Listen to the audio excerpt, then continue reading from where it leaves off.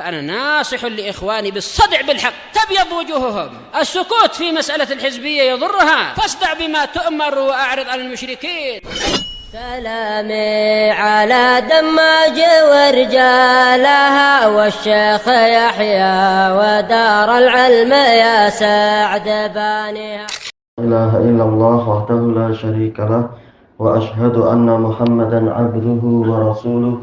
اللهم صل على محمد عبدك ورسولك وعلى آله وأصحابه أجمعين. أما بعد. قال الإمام ابن كثير رحمه الله تعالى ورواه عبد بن حميد عن سليمان بن حرب an Hammad bin Zaid bih. Baik, ini penguat dari yang riwayat-riwayat yang sebelumnya. Tentang apa itu? Ucapan Abdullah bin Ubaid bin Umair, bahwasanya orang-orang yang tinggal di sekeliling Masjidil Haram itu juga dipanggil sebagai akifun. Kata Imam Ibnu Katsir, qultu wa qad sabata fi sahih anna ibn Umar kana yanamu fi masjidir Rasul sallallahu alaihi wasallam wa huwa azab. Dan telah pasti di dalam kitab sahih bahwasanya Ibnu Umar dulu sering tidur di Masjid Nabawi sallallahu alaihi wasallam dalam keadaan dia masih bujang. Baik, ini diriwayatkan oleh Bukhari. Wa amma qauluhu ta'ala warruka'is sujud. Adapun tentang firman Allah Ta'ala dan untuk orang-orang yang rukuk dan sujud, faqala Waqi' an Abi Bakar al-Hudhali, ini beliau dhaif jiddan, an Atha an Ibni Abbas warruka'is sujud qal idza kana musalliyan fahuwa minar ruka'is sujud. Kalau dia salat maka dia termasuk orang yang rukuk dan sujud. Wa kadza qala Atha wa Qatadah. Demikian pula ucapan Atha dan Qatadah. Wa qala Ibnu Jarir rahimahullah fa ma'nal ayah, makna ayatnya adalah wa amarna Ibrahim wa Ismaila bi tathhiri baiti lit-taifin wa tathhir alladzi amarahuma bihi fil bait huwa tathhiruhu minal asnam wa ibadatil ausan. Makna ayat adalah kami perintahkan Ibrahim dan Ismail untuk menyucikan rumahku untuk orang-orang yang tawaf, dan menyucikan yang diperintahkan kepada keduanya di sini di dalam Baitullah adalah menyucikan Baitullah dari patung-patung, dari peribadatan kepada berhala, fihi di dalamnya, wa minasyirik dan dari kesyirikan secara umum. Summa awrada su'alan. Kemudian Ibnu Jarir mendatangkan pertanyaan.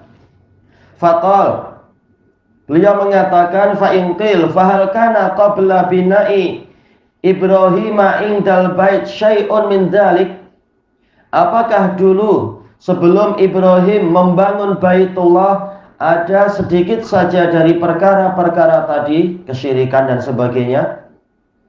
Alladzi umira bi tathhirihi min, yang Ibrahim diperintahkan untuk menyucikan Baitullah dari perkara tadi. Wa ajaba bi wajhain, beliau menjawab dengan dua sisi. Ahaduhuma annahu amarahuma bi tathhirihi bima kana yu'badu indahu zamana qaumi Nuh. Allah memerintahkan mereka berdua untuk menyucikan Baitullah dari apa saja yang dulu disembah di dekat Baitullah pada masa kaum Nuh, minal asnami wal ausan, berupa patung-patung dan berhala-berhala. Yaitu mungkin saja ada sisa-sisa itu yang dulu ada di zaman Nabi Nuh sampai di situ. Dan memang tidak tercatat adanya Nabi di daerah Mekah sebelum Nabi Ibrahim. Jadi mungkin saja ada sisa-sisa patung di situ, peninggalan masa kaum Nuh, atau mungkin seperti yang disebutkan di dalam sejarah, setelah kaumnya Nuh itu terhantam banjir, maka banyak dari berhala-berhala yang terbawa banjir kemudian sampai ke Jeddah, maka bukan mustahil sebagiannya sampai ke Mekah. Kemudian tertanam di situ. Apalagi zaman Nabi Nuh jelas orangnya masih besar-besar sekali. Boleh jadi patung yang sangat besar, ada yang sampai ke situ. Lalu tertanam, tertancap dengan sangat dalam di situ, besar sekali. Kemudian disebutkan di sini liyakuna dzalika sunnatan liman ba'dahuma, agar amalan ini yaitu membersihkan Baitullah dari patung-patung dan berhala-berhala menjadi sunnah bagi orang-orang yang setelah Ibrahim dan Ismail, selalu menjaga dari adanya kesyirikan-kesyirikan.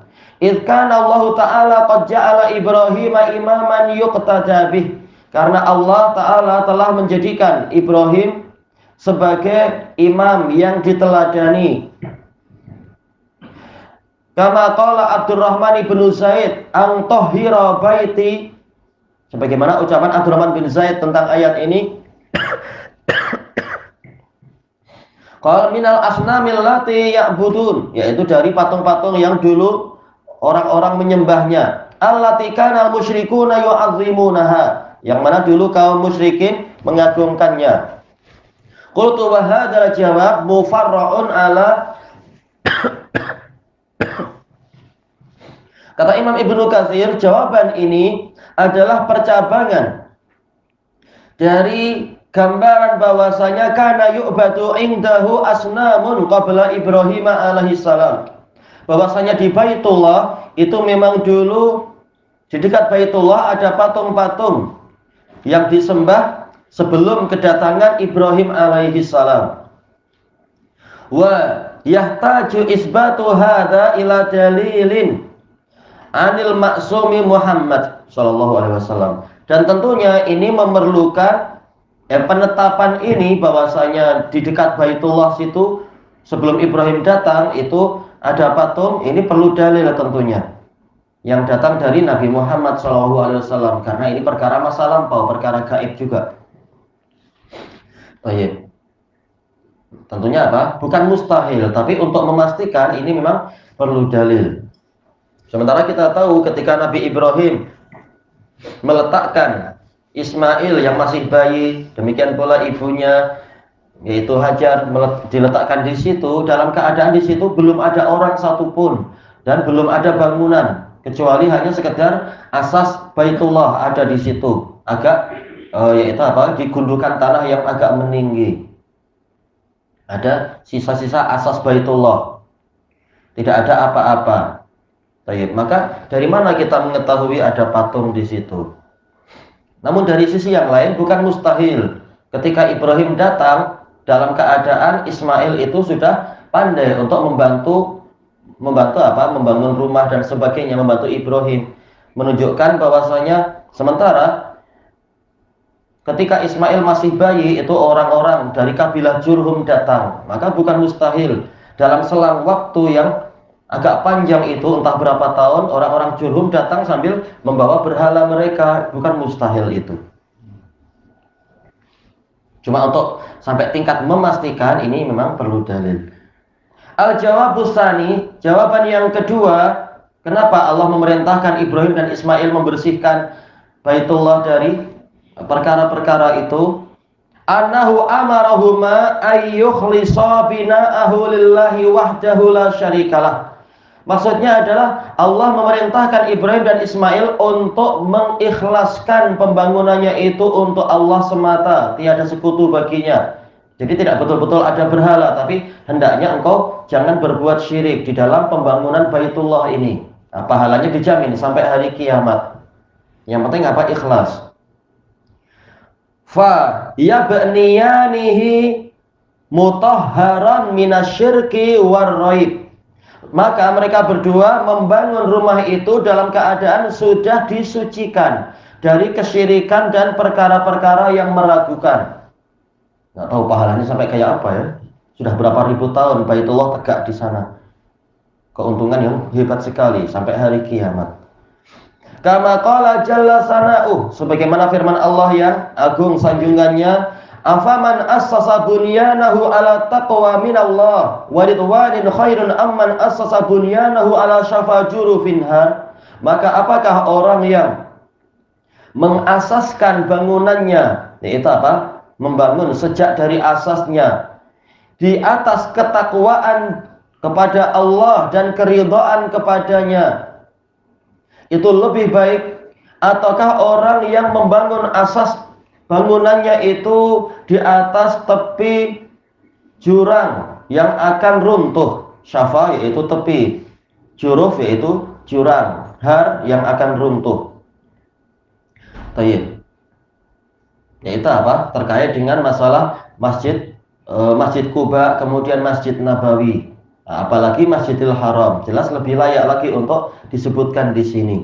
Qal fakadzalika qauluh, kata Ibnu Jarir, demikian pula firman Allah Ta'ala, wa ahidna ila Ibrahim wa Ismail an tahhira baiti, dan kami perintahkan kepada Ibrahim dan Ismail, kami wahyukan perintah kepada Ibrahim dan Ismail, hendaknya kalian berdua menyucikan rumahku, ibniya baiti ala tuhrin minasyirki bi warraib, yaitu bangunlah oleh kalian berdua rumahku dalam keadaan dia itu suci dari kesyirikan terhadapku dan perkara yang meragukan.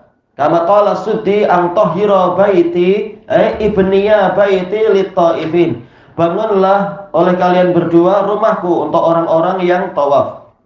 Wa mulakhasu hadzal jawab, dan kesimpulan jawaban ini adalah annallaha ta'ala amara Ibrahim wa Ismail alaihi wassalam ayyabniyal ka'bah ala ismihi wahdahu la syarikalah, bahwasanya Allah memerintahkan Ibrahim dan Ismail alaihi wassalam untuk membangun Ka'bah di atas namanya semata, tanpa ada sekutu untuknya. Bukan apa, malah membangun rumah, membangun masjid di atas suatu kubur wali ini, wali itu, atau apa. Oh, marhaban. Misalnya, enggak ngerti langsung. Insya Allah fisabilillah. Lit-ta'ifina bihi wal akifina indah, untuk orang-orang yang tawaf ke Baitullah dan iktikaf di dekat Baitullah itu. Wal musallina ilaih, dan untuk orang-orang yang salat ke situ. Minar ruk'is sujud, dari orang-orang yang rukuk dan sujud. Kama qala ta'ala, sebagaimana firman Allah Ta'ala, wa idh bawwa'na li Ibrahim makanal bait, dan ingatlah ketika kami tempatkan untuk Ibrahim tempat Baitullah, yaitu kami tentukan tempatnya. Lalu an tafsiriyah, yaitu kami mengatakan la tusyrik bi syai'a, dan janganlah engkau berbuat kesyirikan terhadapku sedikit pun. Jadi menunjukkan apa? Untuk jawaban yang kedua, yaitu Ibrahim disuruh untuk menyucikan rumah, maksudnya adalah membangun rumah itu dalam keadaan tidak berbuat syirik, betul-betul ikhlas membangun rumah Allah untuk Allah Ta'ala. Wa tahhir baitiya lit-ta'ifina wal qa'imina war ruk'is sujud, dan sucikanlah rumahku untuk orang-orang yang tawaf, orang-orang yang melakukan qa'imin, yaitu apa? Menegakkan sholat secara umum, atau bahkan lebih umum lagi, menegakkan agama Allah, dan orang-orang yang rukuk dan sujud, yaitu orang-orang yang sholat. Assalamualaikum. Ini dalam surat Al-Hajj, mungkin anda kemarin salah sebut, ya, surat Al-Hajj.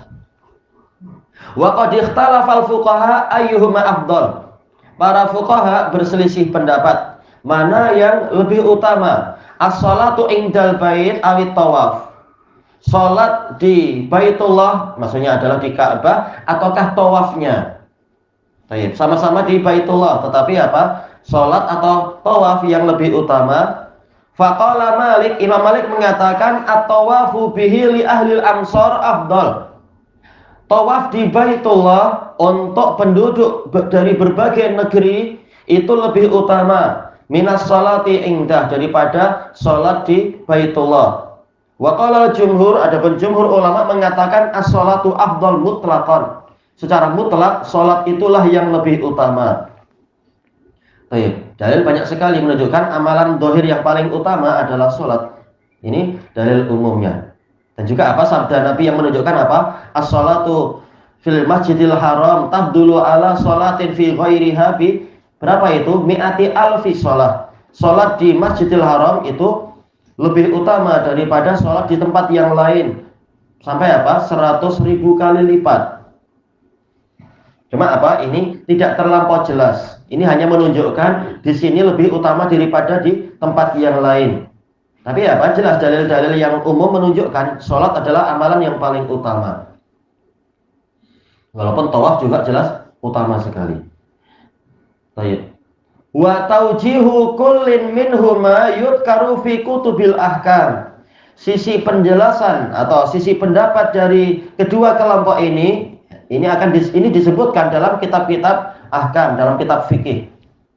Wal muradu min dzalik, yang diinginkan dari pembahasan itu adalah ar-raddu 'alal musyrikin, bantahan kepada kaum musyrikin alladzina kanu yusyrikuna billahi inda baitih, yang mereka berbuat kesyirikan kepada Allah di Baitullah. Al-mu'assas ala ibadatihi wahdahu la syarikalah, padahal rumah Allah itu didasarkan kepada peribadatan kepada Allah, yaitu asasnya sejak awal pembangunannya niatnya adalah untuk beribadah kepada Allah semata tanpa ada sekutu baginya. Summa ma'adzalik yasudduna ahlahu al-mu'minina an. Kemudian bersamaan dengan itu mereka melanggar asas yang dilakukan oleh Ibrahim. Mereka itu siapa? Yaitu apa? Orang musyrikin di Mekah dan sebagainya itu.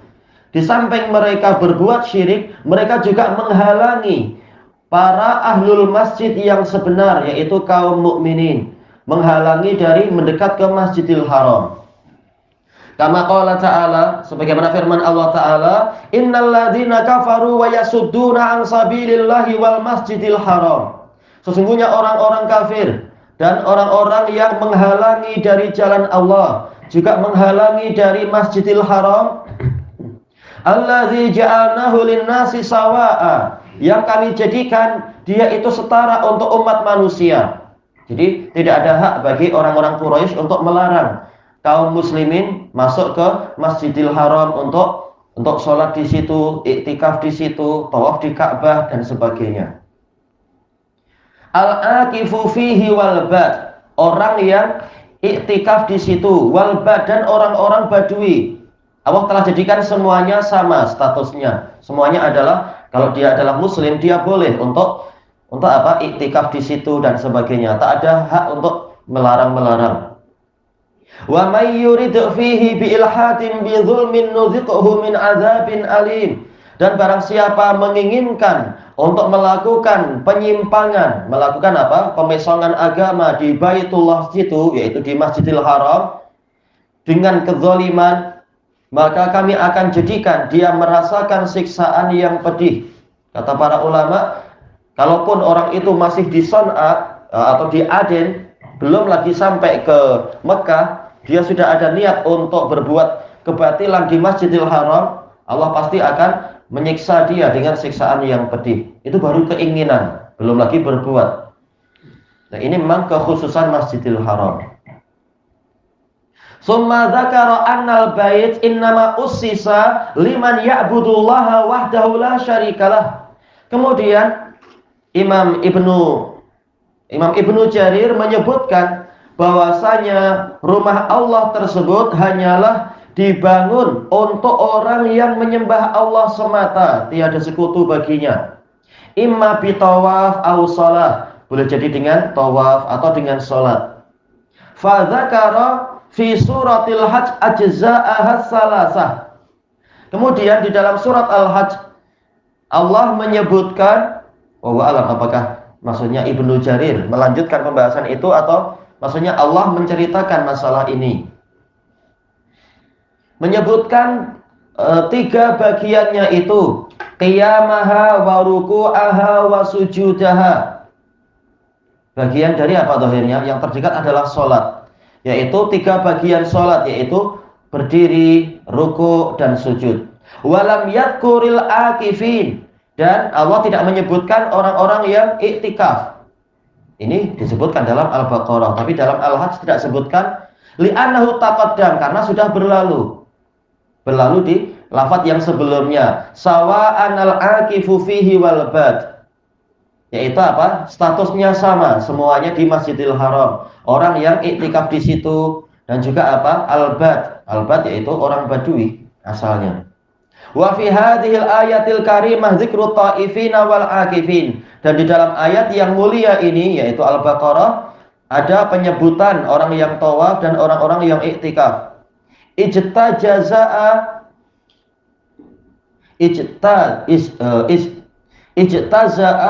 bi dzikrir ruku' was sujud anil qiyam.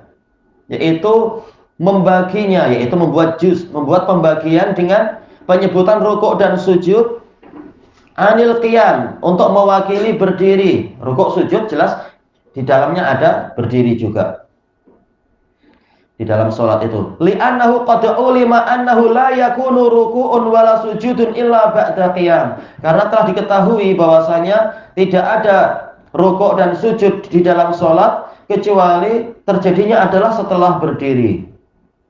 Wa fi dzalika aidan raddun ala man la yahujjuhu min ahlil kitabain. Dan juga di dalam ayat ini ada bantahan terhadap orang yang tidak mau berhaji ke Baitullah dari dua ahli kitab, Yahudi dan Nasara. Padahal mereka mengaku mereka mengikuti agama Ibrahim. Tapi kenapa mereka tidak mau berhaji ke rumah yang dibangun oleh Ibrahim? Ini anehnya memang.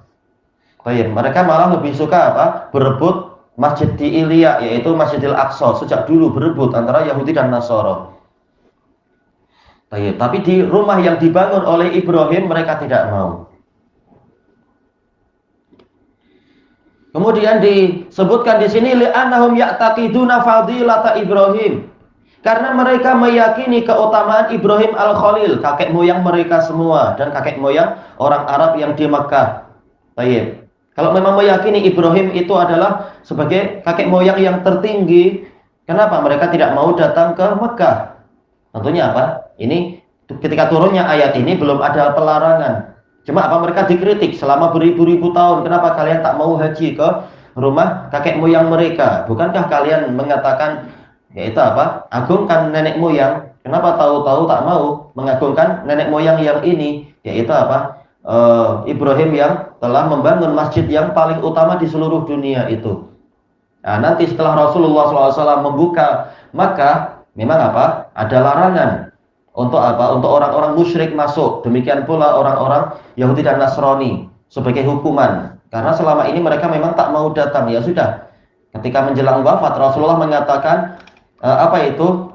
La yajtami'u dinani fi jaziratil Arab. Tidak akan berkumpul dua agama dalam Jaziratul Arab. Sekalian aja mereka tak usah datang. Tak perlu mereka mencari pahala lagi di rumah yang terbaik. Ini hanya untuk muslimin saja.